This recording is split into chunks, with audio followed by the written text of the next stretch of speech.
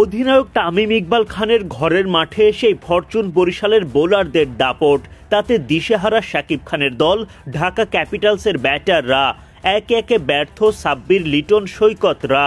চাপের মাঝে ৬টা ৪ ছক্কায় ৬২ রানের লড়াকু ইনিংস তানজিদ তামিমের, আর ফরমানুল্লাহর ফিনিশিংয়ে মাঝারি মানের পুঁজি গড়তে পারে ঢাকা।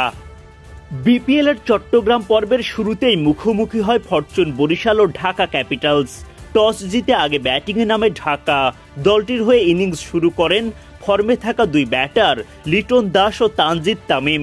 তবে এদিন লিটন দলকে ভালো শুরু এনে দিতে পারেননি। দলীয় ৩১ রানের সময় রিপন মণ্ডলের বলে উইকেটের পেছনে থাকা মুশফিকুর রহিমের হাতে ক্যাচ দেন লিটন। মুশির ক্যাচে উল্লাস শুরু রিপনের। ১৭ বল থেকে ২ বাউন্ডারিতে ১৩ রান করে ফেরেন লিটন। উইকেটে এসে সুযোগ কাজে লাগাতে ব্যর্থ মুনিম শাহরিয়ার। ফাহিম আশরাফের বলে তালগোল পাকিয়ে ফেলেন মুনিম। দুর্দান্ত ডাইভে চোখ ধাঁধানো ক্যাচ মাহমুদুল্লাহ রিয়াদের। ডাক মেরে বিদায় নেন মুনিম। দারুণ ক্যাচের পর বল হাতে উইকেট তোলেন রিয়াদ।